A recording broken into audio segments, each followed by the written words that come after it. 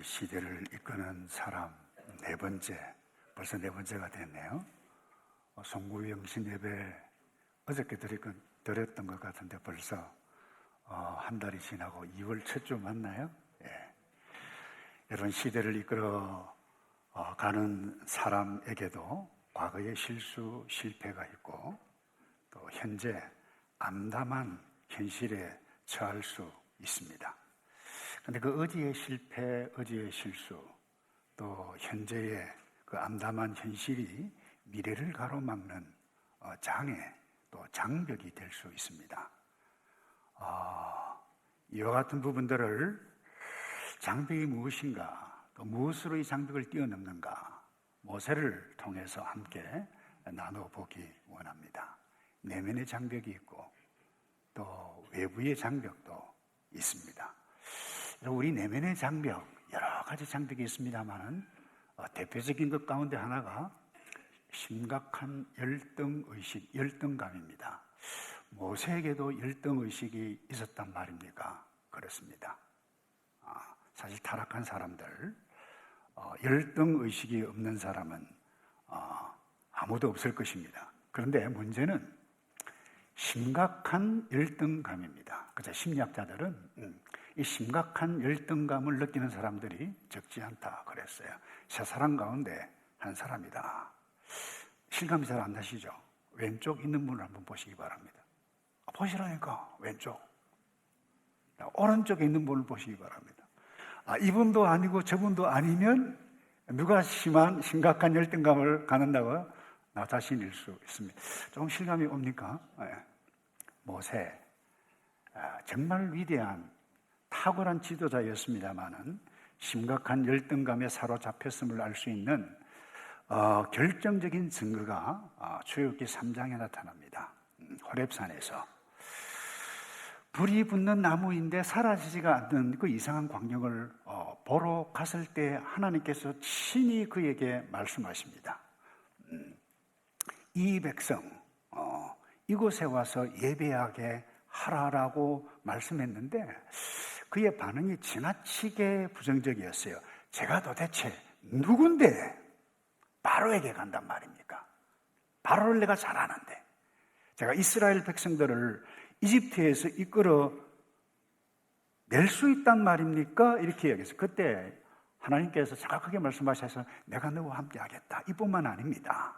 누가 뭐라 하거든 이 백성들에게 장로들을 불러 모아놓고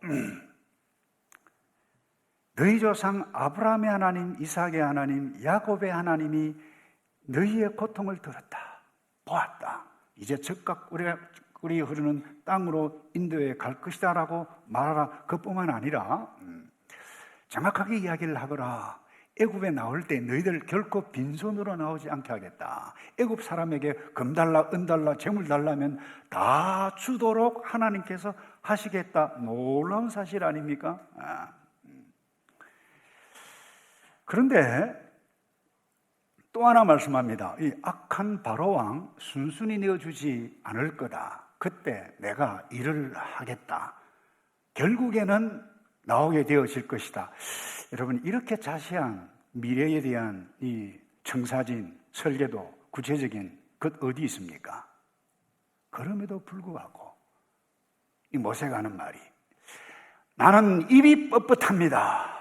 혀가 둔한 자입니다. 보낼 자를 보내시고 내가 어떻게 간단 말입니까? 여러분, 모세가 말을 못할 리가 없습니다. 웅변술 배웠어요. 애국 궁정에서 전술학을 배웠고 리더십을 배웠고 사람을 어떻게 다뤘고 어떻게 해갈 것인가. 여러분, 충분히 배웠던 사람, 소유자였음에도 불구하고 자신을 이렇게 형편없는 존재로 여겼던 이유가 무엇이었습니까? 심한 열등감 때문이었습니다. 여러분, 심한 열등감의 원인은 여러 가지로 나타날 수 있습니다. 대표적인 것이 다른 사람과 비교합니다. 비교하다 보면 자기에게 나타나는 부작용이 이 열등감인데 나는 왜 이럴까? 왜 이렇게 태어났을까? 왜 이런 집안에 태어났을까? 다른 사람과 비교하면 도대체 나는 누굴까? 정체성의 혼란까지 올 수도 있습니다. 그러니까 열등하다고 생각을 한다는 거죠. 알다시피 모세는 원래 히브리인이었습니다. 근데 악한 바로왕의 정책에 의해서 어쩔 수 없이 태어난 지 3개월 동안 부모가 지키다가 어쩔 수 없어서 버림을 당합니다. 그리고 하나님의 섭리 속에 바로 공주의 아들, 그러니까 화려한 궁중에서 애굽 사람으로 자랐습니다. 동시에 자신의 친모인 요게벳 사랑을 먹고 돌봄을 받고 점점점 자라서 히브리인이라고 하는 사실을 압니다. 이 과정 속에서 그는 인간적으로 정체성의 혼란 얼마나 많이 크게 느꼈겠습니까? 또 하나, 그는 자신이 누군지도 모르는 어린 시절에 거절감을 맛보았던 어제 어린 아이였고, 후에 장성한 후에도 거절감을, 아픔을 당하게 됩니다. 히브리인 것을 알고는 히브리인 자기 동족 노예를 심하게 압박하는 히브리인을 죽입니다. 그리고 그 다음 어느 날 동족끼리 싸우는 것을 보고 어찌 동족끼리 이룰 수 있느냐라고 했을 때에 이 동족으로부터 어떤 말을 듣느냐, 지난번에는 애굽 사람 쳐 죽이더니 이제 우리를 죽이려고 하느냐, 이 말을 딱 들었을 때 얼마나 큰 배신감, 거절당하는 아픔을 느꼈겠습니까? 적지 않았을 것입니다. 미국의 강해 설교자로 유명한 찰스 스윈돌이라고 하는 분이 이렇게 이야기해서 나이 80세에 그의 열등감과 싸움은 대단한 것이었다. 그것은 어제의 삶의 오점 때문이었다. 애굽에서 애굽 사람 한 명 살해했고, 그리고 하나님께서 그를 미디안 광야 외진 곳으로 보냈다라고 표현을 했습니다. 여러분, 누구든지 이 심한 열등감에 사로잡히면 자기 자신에서 지나치게 부정적입니다. 쓸모없는 존재다. 불행하게 느낌을 갖게 되어집니다. 그 어떤 현재 좋은 상황도, 멋진 상황도 관계없이 부정적으로 본다는 거예요. 혹시 여러분 심한 열등감, 제가 미리 이야기했습니다. 세 사람 가운데 한 사람, 제 이야기 아닙니다. 심리학자들의 이야기더라고요. 사로잡힌 자가 있습니까? 난 내가 싫다. 괜히 싫다. 난 왜 이와 같은 집안에 태어났나? 나는 하는 것마다 안 된다. 왜 실패하지? 이 나이에 내가 무엇을 한단 말입니까? 나는 결코 아니다. 여러분, 자기 자신에 대해서 지나치게 부정적으로 여기면 그 열등감, 그것이 나를 잡을 수 있습니다. 장벽일 수 있습니다. 그래서 이걸 반드시 나의 내면 세계의 장벽이라고 하는 사실을 기억해가고 허물고 뛰어넘어야만 합니다. 근데 모세가 결국 뛰어넘었잖아요. 무엇으로 뛰어넘었어요? 히브리서 11장입니다. 믿음으로 그랬어요. 모세는 왕의 진노를 두려워하지 않고 이집트를 떠났다. 정답은 믿음입니다. 믿음이 무엇입니까? 믿음은 하나님의 계시, 하나님께 주시는 말씀을 붙잡고 믿고 그 말씀 따라 살아가겠다고 결심할 때에 성령께서 우리에게 그 믿음을 허락해 주시는데, 그 믿음이 있으면 현실이 어떠하든지 그 현실 시대를 이끌어가는 원동력이 뭐예요? 오늘 히브리서 11장을 통해서 믿음으로 그랬어요. 그래서 사실 이 히브리서 이 11장은 예수를 믿었지만 유대교인들, 그것을 메시아닉 주라 그래요. 그럼에도 불구하고 너무나도 현실이 어려우니까 다시 로마 제국으로부터 인정받았던 종교였던 유대교로 돌아가려고 하는 그 사람들에게 주셨던 메시지가 히브리 있습니다. 대표적인 것이 11장, 믿음으로 우리의 신앙 선배들은 이렇게 인내하고 이겨내었다라고 하는 것. 그것이 내면 세계의 문제든지 외부의 핍박이고 어려움이든지 믿음으로 뛰어넘었다라고 하는 것입니다. 그래서 모세의 내면 세계의 장벽을 허물게 한 것은 다름 아닌 뭐예요? 하나님의 말씀 때문이었다는 것입니다. 오늘 우리에게도 마찬가지입니다. 어떤 내면의 장벽, 열등감, 심한 열등감을 안고 있다 할지라도 이 내면 세계의 문제점을 뛰어넘는 것은 우리 부모가 말하는 것이 아니라 선생님이 말하는 것이 아니라 친구들이 나를 비난하고 룩다운하는 그와 같은 말을 하는 것이 거기가 아니라 오늘 나에게 하나님께서 내가 어떤 존재라고 말씀하시는가, 여기에 집중해야만 합니다. 이 땅에 태어난 모든 존, 특별히 예수 그리스도를 믿고 따라가는 사람들, 제자들에게 예수님께서 마태복음 6장에서 그렇게 말씀합니다. 새들은 심지도 않았다, 거두지도 않았다, 창고에 모아들이지도 아니하되 잘 먹고 잘 산다. 왠가 하면 천부께서 기르시기 때문에. 그 다음에 그래요. 너희는 이것들보다. 여러분, 새가 얼마나 예뻐요, 아름다워요, 종류가 얼마나 엄청나요. 근데 그것들보다 이것들보다 귀하지 아니하니. 여러분, 어제 교훈적이지 못했던 부모님이 내뱉었던 그 말, 여러분 50대 이상 되시는 분들은 기억에, 저도 기억이 많이 나요. 자, 그 들었던 말을 이야기하면 여러분 충격받을 겁니다. 듣지 마십시오. 기억하지 마세요. 여러분의 선생님들, 여러분의 친구들, 라이벌이 어떤 말을 어제 내뱉었든지 그것 아니라 지금 하나님께서 내가 어떤 존재냐라고 말씀하신 여기에 귀를 기울일 때에 어제 못에 갔어요. 다윗은 시편 139편에서 이렇게 이야기합니다. 주께서 내 장기를 지으셨다. 객관적으로 볼 때요, 이 다윗 어린 시절에 특별히 형들과 비교해 볼 때에 별 볼 일 없었어요. 그래서 사무엘 선지자가 왕으로 기름을 붓기 위해서 아들들을 다 모아라 할 때 부모가 들에 있는 다윗 오라고 말도 안 했어요. 형편없는 존재를 별볼, 자아가 뭐 없어도 되겠다, 그랬다는 거예요. 아마 키도 작았을 거예요, 형들에 비해서. 근데 뭐라고 표현하고 있는 거면, 주께서 내 장기에 키를 지으시고 간을 지으시고 위를 지으시고 손발을 지었다는 거예요. 내 어머니 모태에서 하나님께서 잉태하게 해주셨다는 거예요. 주의 작품은 정말 놀랍습니다. 내 영혼이 너무나 잘 알고 있습니다. 이 확신했다는, 그러기에 감사의 시로 올려드리지 않았겠습니까? 다시 이야기합니다. 어제 부모들로부터 교훈적이지 못했던, 참 이해해요. 저는 옛 부모님들, 돌아가신 분들, 얼마나 어려운 시대에 그분들이 험악한 세월을 사셨습니까? 그러다 보니까 너무 힘드니까 자녀들에게 때로는 화풀이하고 그럴 수 있었다는 거예요. 요즘도 마찬가지예요. 그럴 수도 있어요. 아이고, 네가 그거를 해, 지나가는 개도 웃겠다, 야. 여러분, 그런 말 하시면 안 됩니다.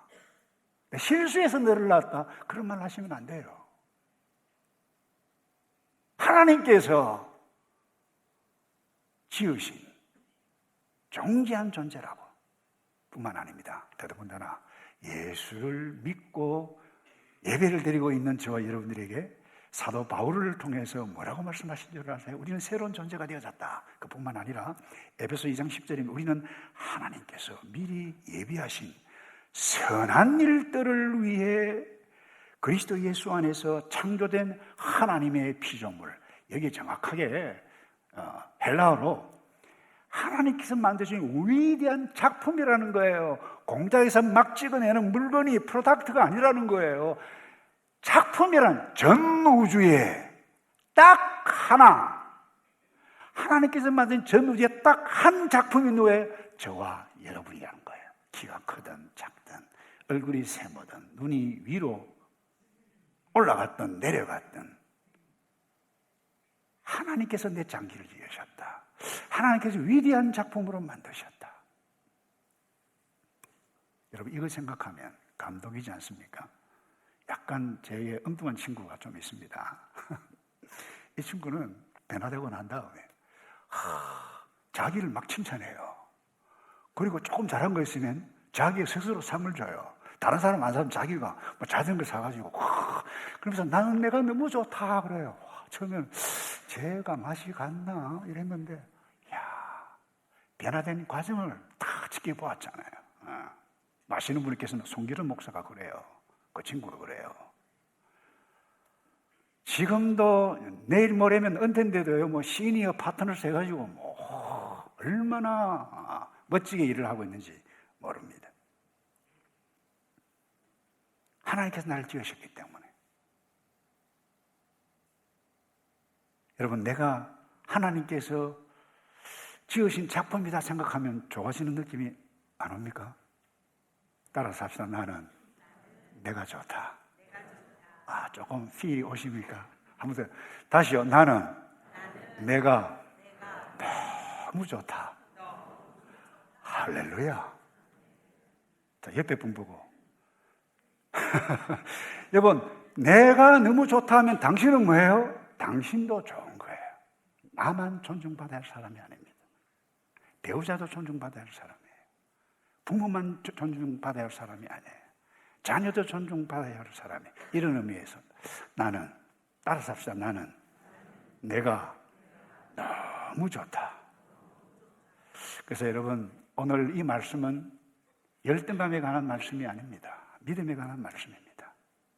하나님의 계시된 약속의 말씀들을 믿는 사람은 그것이 나의 내면에 어떤 문제, 내면 세계에 어떤 문제가 있든지 외부 세계에 어떤 문제가 있든지 이 믿음으로 하나님의 말씀을 믿었던 믿음의 선배 모세, 아브라함, 그 현실을 뛰어넘는다는 거예요. 두 번째, 유혹의 장벽을 넘어섰습니다. 아니, 유혹의 장벽을 넘어서야만 합니다. 이 세상에 높은 위치, 권력 싫어하는 사람이 있습니까? 재물 싫어하는 사람이 있습니까? 잘 먹고 잘 사는, 재미 보면서 쾌락 누리면서 싫어하는 사람이 있습니까? 아무도 없습니다. 우리 모두에게 이것은 모두에게 있어야 할 필수 요소입니다. 그런데 이 필수 요소를 너무 집착하다 보니까 누려야 할 이 요소가 우리에게 덫으로 나타납니다. 유혹의 덫. 장벽으로 다가오게 되어진다는 것입니다. 정확하게 이야기하면 이 모든 것 누가 장벽으로 만들어버렸습니까? 우리 스스로 그렇게 만들어버린 것입니다.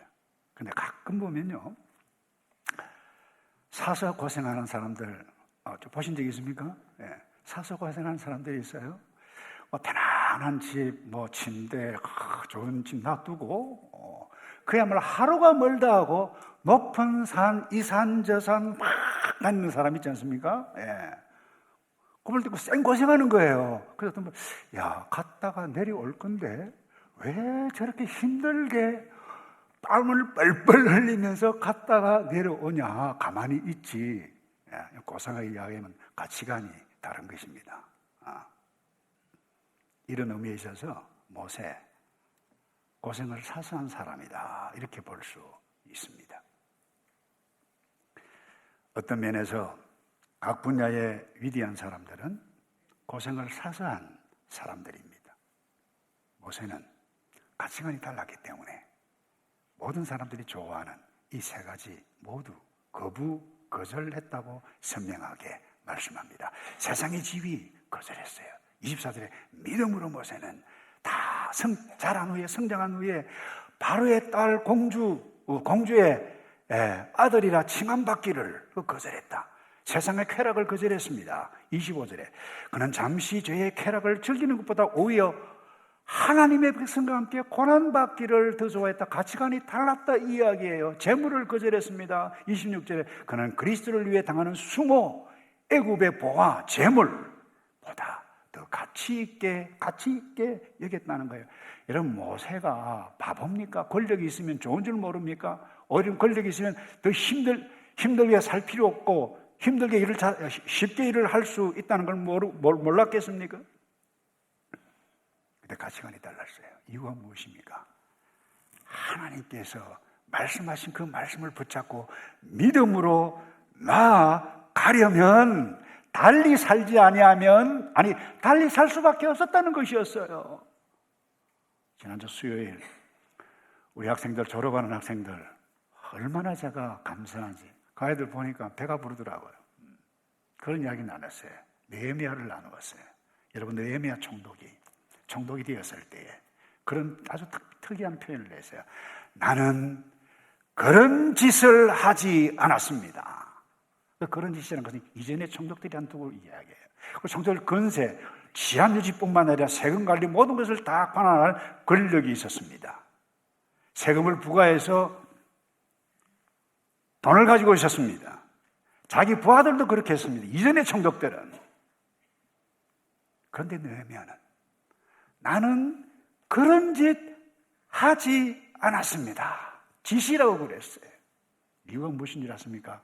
나는 하나님을 경외하였으므로. 하나님을 경외하였으므로. 가치관이 달랐다는 거예요. 이것을 보고 와, 저 느헤미야 선택, 모세의 선택, 저 바보 아니야? 아니, 세상 무슨 재미로 살아가? 세상 모든 사람들 어떻습니까? 야, 얼마나 권력을 가졌느냐, 얼마나 똑똑한가, 얼마나 주변에 폼 잡고 사람들이 꼼짝 못하고 다니는가, 어떤 집에 사느냐, 이것으로 평가합니다. 속지 말아야만 합니다. 작년에 돌아가셨나요? 찰스 데이니 목사님이 하나님은 사람의 가치를 매길 때 우리가 매기는 방법과 전혀 다르다고 했어요. 하나님은 우리가 가진 능력으로 우리의 가치를 평가하지 않는다는 거예요. 우리가 누구를 소유했느냐에 따라서 평가하신다. 우리가 예수 그리스도를 소유했느냐, 성령을 소유했느냐 따라서 가치가 평가되어진다는 거예요. 오히려 하나님께서는 우리의 삶에서 그분의 값없는 은혜와 용서 선물을 받았느냐 받지 않았느냐에 따라서 가치를 두신다. 그러니까 하나님은 우리가 얼마나 위대한 일을 했느냐 중요하긴 하지만 거기에 따라 사람을 가치를 평가하지 않는다는 거예요. 능력이 없어도 하나님의 말씀이 있고 하나님의 백성이면 존귀한 가치, 예수 그리스도께서 모든 것 다 투자할 만큼 존귀한 가치라는 거예요. 여러분들이 어떤 어려운 현실에 처해 있을지라도 하나님을 알고 말씀을 알고 하나님께서 나를 사랑하신다라고 하는 사실을 확신한다라고 하면 세상의 모든 것을 얻은 사람인 줄로 믿습니다. 그런데 이 말씀을 하더라도 혹 그래요. 사는 것이 생존 자체가 어렵고 너무 힘들면 씨름을 하는 사람은 이 말씀이 귀에 잘 들어오지 않을 수도 있을 것입니다. 사실 생존과 씨름하며 투쟁하며 살아가는 사람은 우리가 도와야 할 사람입니다. 국가가 도와야 할 사람이고 교회가 도와야 할 사람이고 우리가 도와야 할 사람, 이것이 우리를 향하신 하나님의 뜻입니다. 그럼에도 불구하고 제가 말씀드리고 싶은 것은 현재 살아가고 있는 나의 불리한 현실 가운데서 반드시 기억해 가야 할 것은 무엇인가? 세상의 권력이 영원하다. 아니다는 거예요. 재물이 영원하지 않다라고 하는 거예요. 쾌락이 영원하지 않다라고 하는 거예요. 여러분, 순간의 쾌락, 그것이 영원한 줄로 이것이 최고다. 아니, 내 나이, 이 나이가 몇인데 이제 하고 싶은 거 살아야지. 그 순간의 쾌락을 위해서 쫓는 사람은 반드시 후회합니다. 삼손 보세요. 하나님께서 주신 은사, 그래 힘 있는 것 아닙니까? 그런데 자기 쾌락을 위해서 쫓다가 후에 마지막에 철이 들어서 회개하고 했지만 비참한 최후의 종말을 구하고 맙니다. 솔로몬 보세요. 국녀가 천명, 부럽네, 이렇게 생각하는 사람이 있습니까?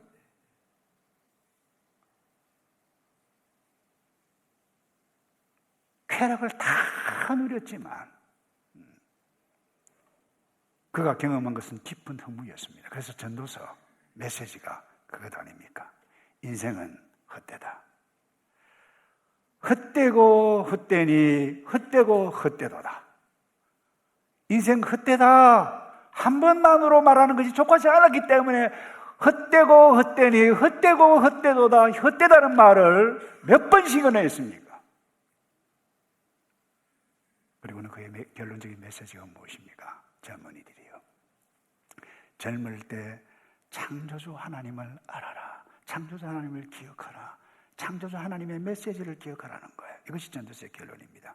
여러분, 현실이 아무리 어렵더라도 시대를, 그 현실을 이겨내고 믿음으로 살아 승리하기를 원한다라고 하면 이 모세의 선택을 결코 가볍게 여기지 말아야만 할 것입니다. 마지막입니다. 광야의 생활의 장벽을 넘어가야만 합니다. 모세가 공주 아들 칭함받기를 거절했을 때 천국이 확 온 것이 아니었습니다. 광야였습니다. 하나님의 말씀을 받고 나이 80세 바로를 향해서 가고 애굽을 떠날 그때에 가나안 땅이 적과 꿀을 흐르는 땅에 한순간에 갑자기 확 나타난 것이 아니었습니다. 거센 모래바람이었어요. 거센 불평이었어요. 그것도 40년씩이나. 광야를 좋아하는 사람이 있겠습니까? 근데 왜 그렇게 선택했습니까? 다른 것 아닙니다. 믿음으로. 믿음이 뭐라고 그랬어요? 하나님의 말씀을 따라 사는 것. 그래서 그게 믿음으로였어요. 광야 생활이 좋아서가 아니었습니다. 모세 바보가 아니라니까요. 어떤 사람은 그래요. 모세 그 40세에 미디안 광야로 간 것, 사도행전에도 그와 같은 뉘앙스로 나타나고 있습니다만 도망갔다는 거예요. 사람 죽인 거 들통이 났으니까. 여러분, 왕정시대의 문화를 모르는 사람의 표현입니다. 투트모스 1세 하세수트가 공주였습니다. 무남동녀였습니다. 무남동녀의 입양된 아들입니다. 가만히 있으면 대권을 이어받습니다. 왕정시대에 사람 1명 죽였다? 우스울 것입니다. 그래서 히브리서 기자는 믿음으로 선택했다고 말을 하고 있어요. 여러분, 믿음이 있습니까? 그 모세의 믿음과 우리의 믿음이 다릅니까? 똑같습니다. 하나님께 주신 말씀을 붙잡고 나가는 것이 믿음이었어요. 근데 믿음의 실제는 각 사람마다 다를 수 있습니다. 말씀을 이제 정리하기 원합니다. 하나님의 말씀을 딱 받고 이제 말씀대로 믿음대로 살아가야 되겠다. 천국이 오는 것 아닙니다. 때로는 그것 때문에 실패할 수 있어요. 거센 비바람이 불 수 있고 외롭고 험악한 삶이 자녀에게 나타날 수 있고 나에게 나타날 수가 있어요. 혹시 이 가운데 광야에 외롭게 서 있는 사람이 있습니까? 배우자도 있고 집도 잘 나가고 잘 나가는데도 불구하고 외롭고 고독한 광야에 혼자 외롭게 서 있는 사람, 그렇게 느끼는 사람이 있습니까? 아니, 어쩔 수 없이 이와 같은 삶에 설 수밖에 없을 것입니다. 그때 이 말씀을 기억하시기 바랍니다. 광야는 우리를 죽이기 위해서 광야를 하나님께서 우리에게 보내신 것이 아닙니다. 구약 언어학자들은 특별히 그래요. 광야, 미드바르라고 그래요. 그런데 말하다, 다바르라고 하는 겁니다. 다바르, 미르바르, 이 어근이 같다는 거예요. 무슨 말입니까? 광야에 가면 하나님의 말씀을 듣게 된다는 거예요. 광야에 서 있으면 하나님의 말씀을 받는다는 거예요. 세례요한이 빈들 광야에 있을 때에 하나님의 말씀이 그에게 임하니라 이렇게 되어 있어요. 예수님도 공생의 사역 시작하시기 전에 빈들 광야에 40일 동안 있었을 그때 말씀으로 사탄을 승리해서 이겼어요. 여러분, 바울을 기억하십니까? 부활하신 예수 그리스도를 만나고 난 다음에 횟수는 정확하게 하지 않습니다만 3년 동안 아라비아 광야에 있었습니다. 그때 뭐예요? 복음을 만났고 하나님의 계시를 만났고 하나님의 말씀을 만난 거예요. 여러분, 광야는 외로움을 느낄 수 있는 곳입니다만 광야는 힘든 자체의 삶 그 자체만으로만 이해하면 곤란합니다. 그래서 어떤 분들은 광야의 축복이라고 하는 단어를 쓰기도 합니다. 여러분, 광야 가운데 있는 사람이 있습니까? 하나님께서 나는 이해 안 되지만 오묘한 말씀으로 내게 다가오시고 나를 세우시고 그 말씀 붙잡고 꼭 나가게 되어질 그때에, 아니 내가 말씀 안에 거할 때에 제발 너희 나 안에 거하라 그랬어요. 내가 말씀 안에 거하고 내가 너 안에, 너희가 내 안에 거하면 이루리라. 이것이 믿음의